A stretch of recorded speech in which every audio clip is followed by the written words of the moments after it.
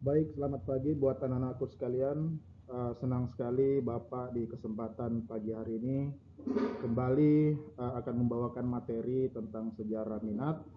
Dan tentunya di kesempatan ini kita akan melangkah ke bab berikutnya. Kita akan membahas tentang peristiwa-peristiwa penting di Eropa yang berpengaruh besar di dunia. Di bab kedua juga ini kita akan melihat cikal bakal atau benih awal terjadinya kolonialisme di negara kita atau sebelum kita merdeka di Nusantara. Dan dalam bab 2 juga ini kita akan melihat latar belakang terjadinya kolonialisme di berbagai negara yang terjadi pada abad ke-16 dan sampai dengan abad ke-18. Pertama kita akan melihat dulu pengertian dasar dari merkantilisme atau merkantilisme yang terjadi di belahan dunia.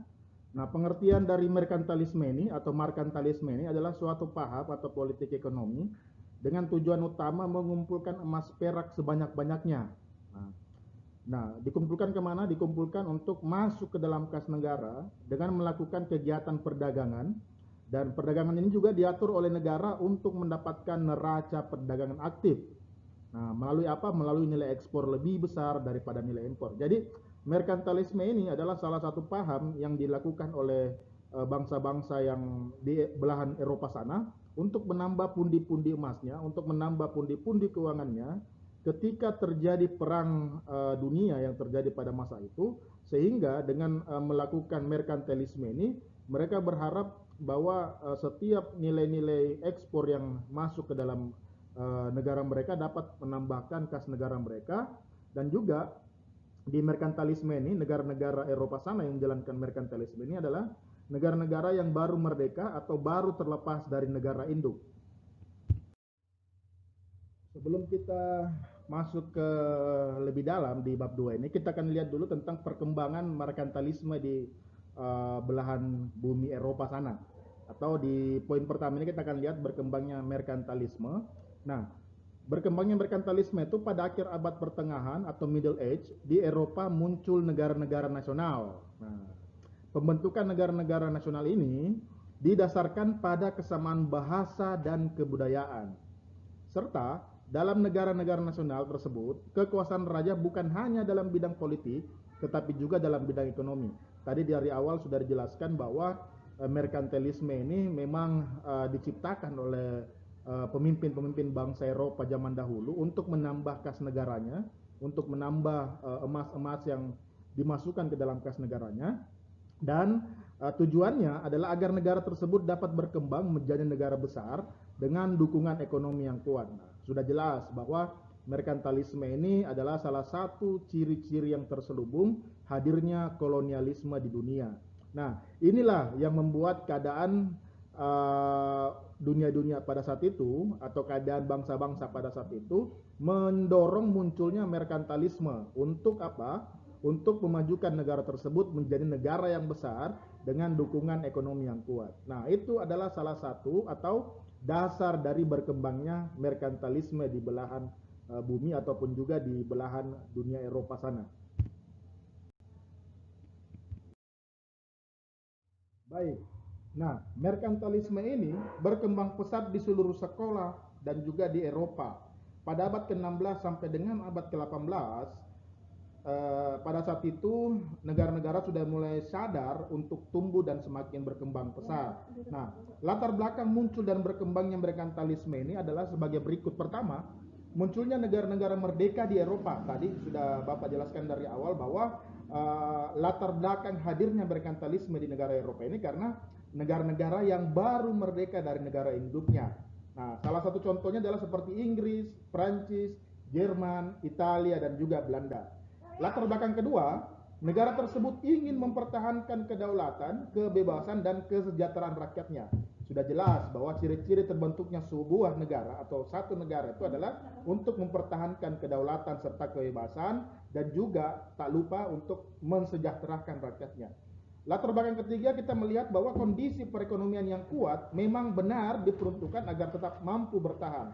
Jadi kalau negara dalam keadaan miskin atau negara miskin itu tidak mampu untuk mensejahterakan rakyat, tidak mampu mempertahankan kedaulatannya serta tidak mampu mempertahankan kebebasannya dari intervensi bangsa asing. Latar belakang keempat, ditetapkannya logam mulia sebagai standar ukuran kekayaan suatu negara. Jadi pada zaman dahulu atau pada abad ke-16 sampai ke-18 itu, logam mulia itu dianggap sebagai standar ukuran kekayaan suatu negara. Nah, latar belakang yang kelima, dibukanya jaringan perdagangan, diadakan pelayaran serta eksplorasi ke wilayah-wilayah yang baru. Nah, di poin kelima inilah terjadi yang kita sebut dengan kolonialisme. Nah, apa hubungannya merkantilisme dengan keadaan ekonomi Indonesia pada saat itu? Nanti kita akan bahas lebih jauh di dalam bab ini. Baik anak-anakku sekalian, kita akan melihat ciri-ciri dari merkantilisme ini atau negara merkantilisme ini. Kita tahu bahwa dikatakan emas dan perak itu atau disebut dengan logam mulia pada waktu itu merupakan standar devisa suatu negara dan sebagai ukuran kekayaan ataupun juga kesejahteraan serta kekuasaan negara. Nah, ciri-ciri negara Eropa yang menganut paham merkantilisme ini yang terjadi pada abad ke-16 dan 17 itu pertama, negara mengawasi dan ikut campur dalam perkembangan perekonomian atau lebih dikenal dengan etatisme. Jadi negara bukan hanya berbicara tentang politik, negara bukan hanya berbicara tentang pertahanan suatu negara, tapi negara juga harus hadir dan mengawasi serta turut serta ikut campur dalam perkembangan perekonomian. Itulah yang disebut dengan etatisme. Nah, ciri yang kedua, meningkatkan industri dalam negeri dengan sasaran ekspor. Jadi ketika dunia Eropa ataupun juga negara-negara Eropa yang baru berkembang atau baru terlepas dari negara induk, mereka itu melakukan peningkatan industri dalam negeri dengan sasaran ekspor. Nah, ciri yang ketiga, mencegah masuknya hasil industri dari negara lain dengan mengenakan biaya masuk tinggi atau proteksionisme. Kita sudah tahu proteksionisme itu dari kata dasarnya protect atau melindungi, ya. Jadi mereka itu mencegah masuknya hasil industri dari negara lain. Jadi mereka menutup, ya. Mereka menutup celah ataupun juga menutup ruang agar industri-industri dari negara lain itu tidak bebas masuk ke dalam negara mereka. Jikalaupun toh mereka bisa masuk ke dalam negara tersebut, mereka menggunakan atau mengenakan biaya masuk yang sangat tinggi. Yang keempat, ciri-ciri yang keempat itu, mereka hanya mengizinkan impor bahan mentah atau bahan baku dari negara produsen yang dikuasai secara tunggal atau monopoli perdagangan. Jadi barang-barang yang masuk ke dalam negara mereka yang menganut paham merkantilisme ini, mereka hanya mengizinkan impor bahan mentah atau bahan-bahan baku, ya, bukan dengan barang jadi. Ciri yang kelima, meningkatkan pertumbuhan penduduk sebagai tenaga kerja industri. Jadi mereka itu mempunyai semboyan adalah mempunyai banyak penduduk, maka itu dapat juga meningkatkan tenaga kerja yang bergerak dalam bidang industri. Nah, ciri-ciri yang terakhir yaitu mencari negeri-negeri dengan kekayaan alam yang tinggi sebagai daerah jayaan. Inilah ciri yang terakhir ini yang mereka menggunakan sistem kolonialisme, mencari negeri-negeri dengan kekayaan alam yang tinggi sebagai daerah jayaan. Jadi mereka itu mencari daerah-daerah yang masih subur akan kekayaan alamnya untuk dijadikan sebagai negara jajahan agar negara mereka itu bisa menghasilkan atau bisa juga mendapatkan sumber devisa yang begitu besar. Baik anak-anakku sekalian, setelah kita mengetahui tentang definisi dari merkantilisme itu seperti apa, serta ciri-cirinya seperti apa dan bagaimana berkembangnya merkantilisme di belahan Eropa sana. Sekarang kita akan lihat beberapa tokoh-tokoh merkantilisme di dunia ataupun juga di belahan Eropa ini yang membantu untuk mendapatkan kas negara mereka. Yang pertama kita lihat dari Thomas More, itu dari tahun 1571 sampai dengan 1641. Nah, Thomas More ini adalah seorang saudagar kaya dari Inggris. Jadi yang pertama kita lihat dari Thomas More, beliau adalah seorang saudagar kaya dari Inggris dan juga beliau menulis buku yang terkenal yaitu England Treasure by Foreign Trade, ya. England Treasure by Foreign Trade. Nah, menurut More, cara untuk meningkatkan kekayaan negara adalah dengan meningkatkan perdagangan. Jadi salah satu teori dari More ini mengatakan bahwa untuk meningkatkan kekayaan negara atau untuk meningkatkan kas negara itu adalah dengan meningkatkan perdagangan. Nah, perdagangan luar negeri akan memperkaya negara jika menghasilkan surplus dalam bentuk emas dan perak.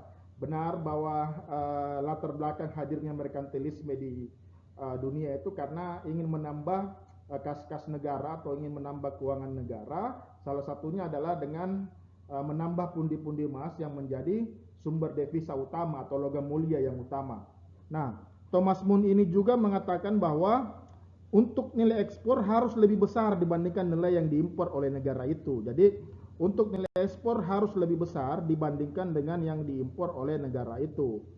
Nah, itulah salah satu tokoh merkantilisme dari Inggris ya yang bernama Thomas Moon yang hidup pada tahun 1571 sampai dengan 1641.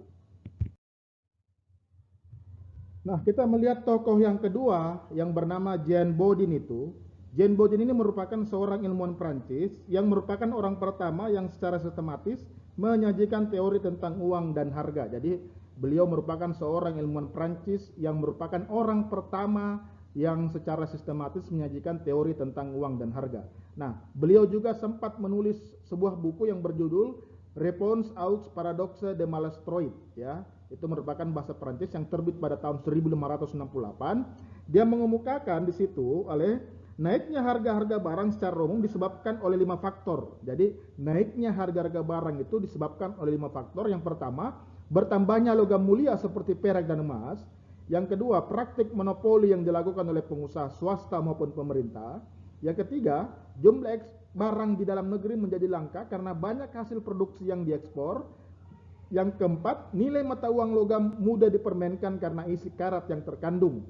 Serta yang terakhir adalah pola hidup mewah kalangan bangsawan dan raja. Jadi itulah 5 faktor kenapa naiknya harga barang yang berada di Prancis pada zaman itu. Nah, beliau juga berpendapat bahwa mengenai perilaku bermewah-mewahan yang dilakukan oleh para kaum bangsawan, dia menyarankan agar jumlah cadangan yang berupa persediaan emas itu lebih baik disimpan. Jadi untuk logam mulia, baik itu emas maupun juga perak, itu tidak dihamburkan tetapi disimpan. Nah, pengeluaran pun dilakukan secara hemat dan berhati-hati sehingga berujung pada terkendalinya inflasi. Jadi dia berpendapat untuk kaum bangsawan serta kaum raja pada saat itu. Kita tahu bahwa di Prancis itu untuk kalangan bangsawan disebut sebagai kaum bourgeois atau bourgeois.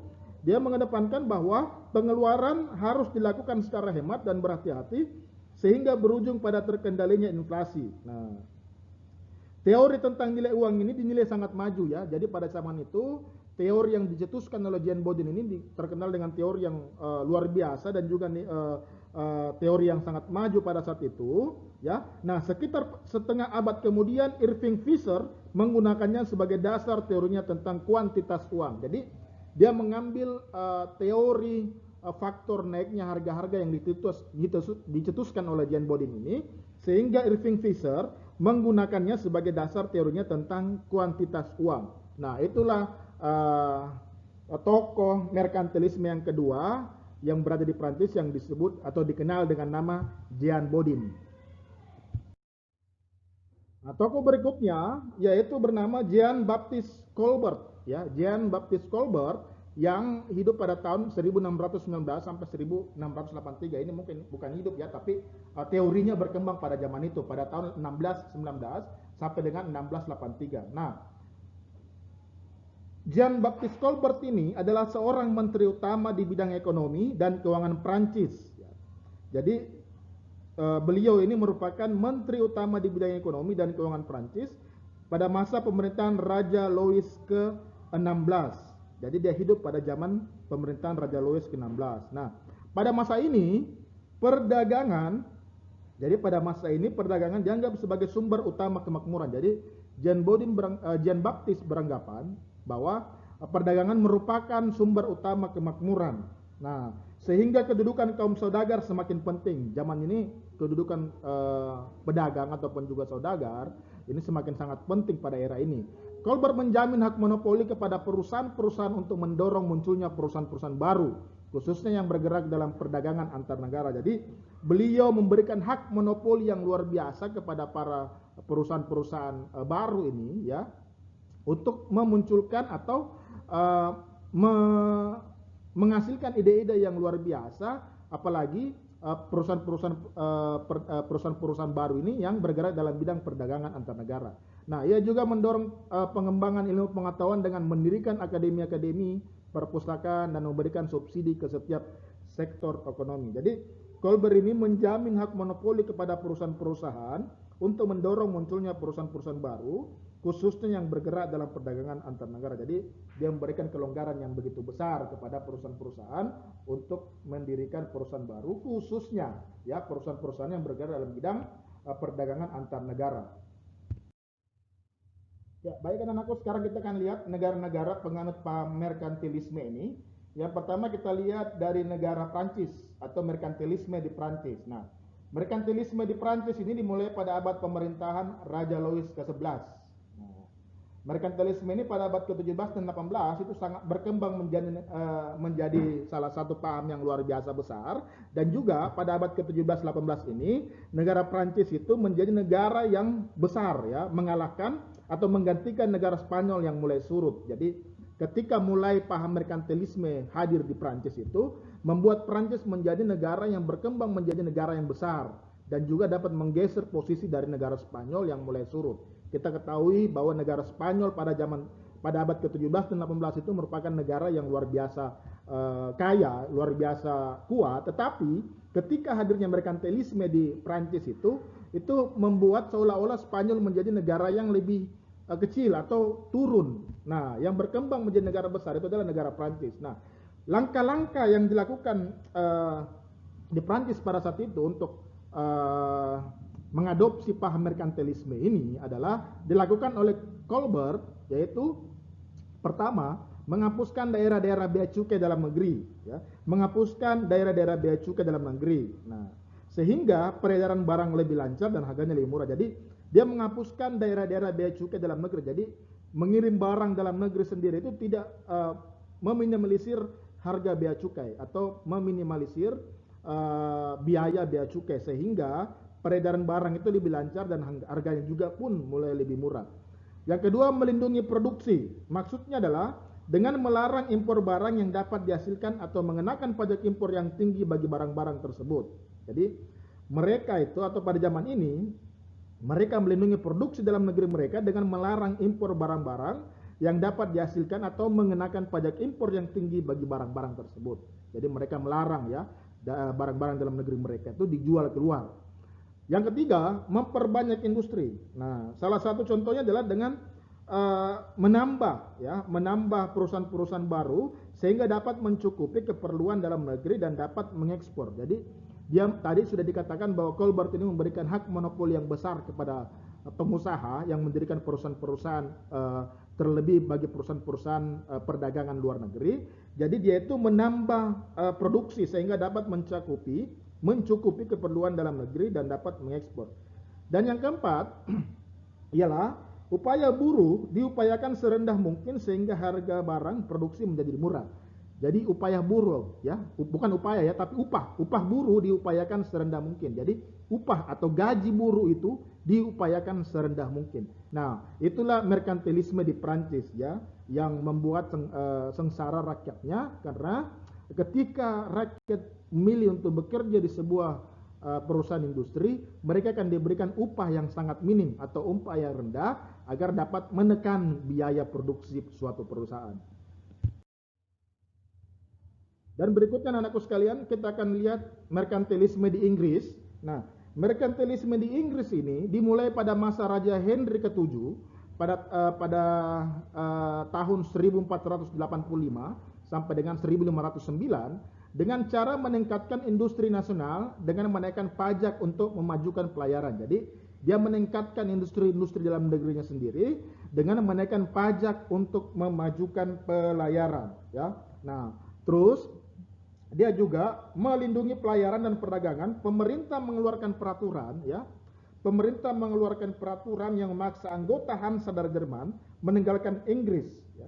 Jadi dia membentuk sebuah aturan yang dapat yang memberatkan bagi saudagar-saudagar luar negeri yang melakukan perdagangan di Inggris itu, sehingga anggota-anggota Hansa dari kerajaan Jerman itu meninggalkan Inggris. Nah, Kemudian pemerintah Inggris pada saat itu membentuk Merchant Adventures, ya, Merchant Adventures sebagai wadah pemersatu para pedagang Inggris yang berdagang dengan Eropa daratan, khususnya Belanda dan Jerman. Jadi dia membentuk Merchant Adventures sebagai wadah pemersatu para pedagang Inggris yang berdagang dengan Eropa daratan, khususnya dengan Belanda dan Jerman. Nah, dalam bidang perdagangan ini, pemerintah Inggris juga memberikan hak-hak istimewa kepada perusahaan dagang berupa hak monopoli perdagangan di suatu daerah. Jadi, dia memberikan hak istimewa, hak privilege, ya, kepada para pedagang-pedagang dari pemerintahan Inggris ini untuk melakukan perdagangan di negara-negara manapun juga, atau melakukan perdagangan-perdagangan di dalam negeri, khususnya yang masuk ke dalam wilayah Inggris. Nah, itulah merkantilisme yang terjadi di Inggris.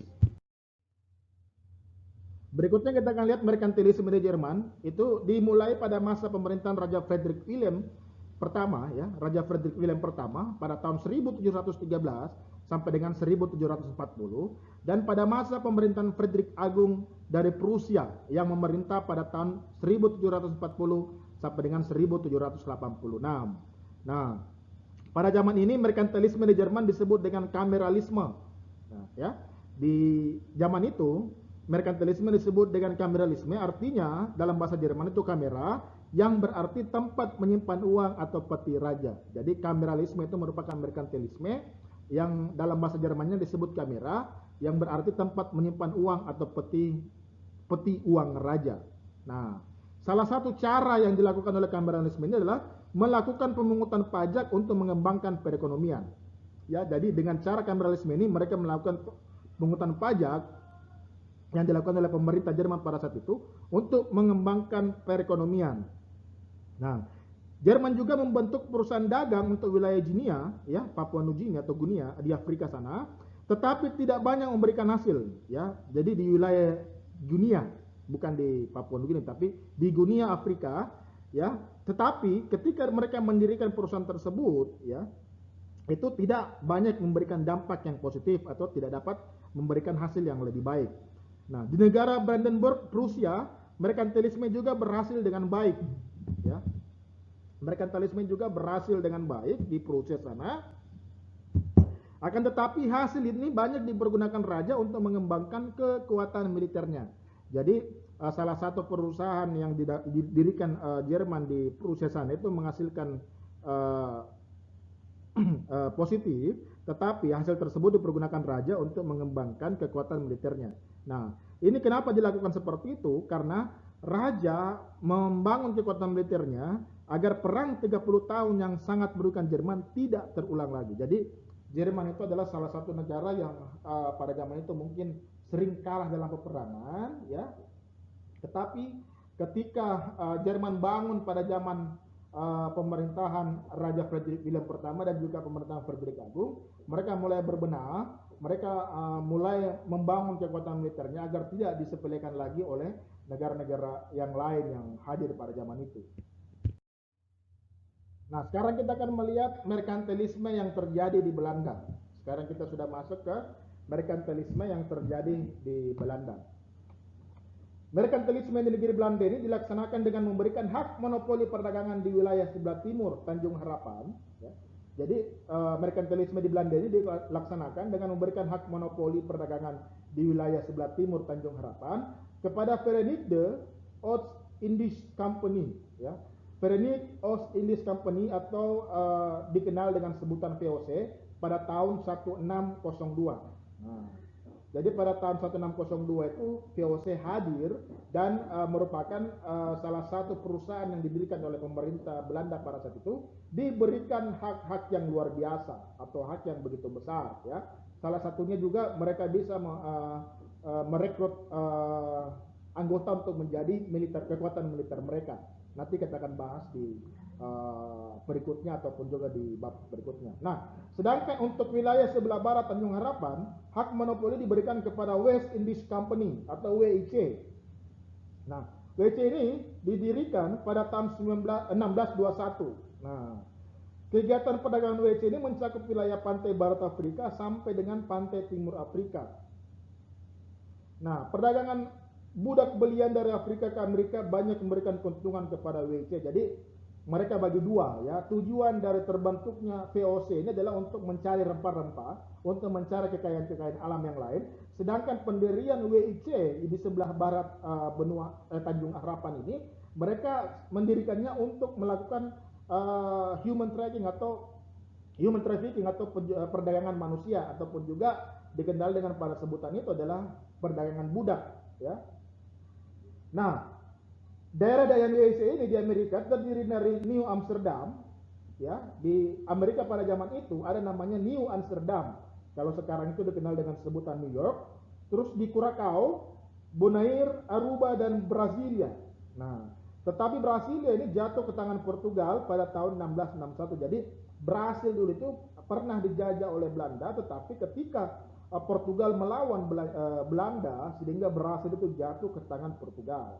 Nah, kemudian New Amsterdam jatuh ke tangan Inggris dengan Suriname sebagai gantinya.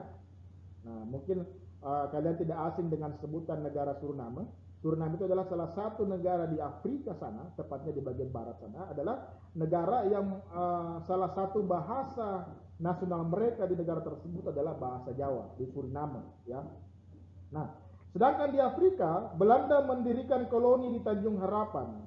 Namun daerah tersebut jatuh ke tangan Inggris pada tahun 1814. Jadi Belanda ini salah satu negara yang terkuat atau negara termuda pada saat itu, karena sudah lepas dari tangan kerajaan lain, sehingga dia mencari pundi-pundi emas yang lain agar supaya negara mereka dapat berdiri dan terus eksis. Nah, akibat banyak menderita kerugian, pada tahun 1674 WIC dibubarkan. Jadi ketika 1674 itu WIC dibubarkan karena banyak sekali kerugian-kerugian yang dirasakan oleh pemerintahan Belanda. Nah, kemudian dibentuk WIC baru yang juga tidak selancar kegiatan VOC di Indonesia. Jadi WIC itu salah satu tujuannya untuk memperdagangkan manusia atau budak pada zaman itu tidak berkembang dengan baik ya. Nah, sedangkan VOC yang berada di Indonesia itu berkembang sangat baik. Nah, sehingga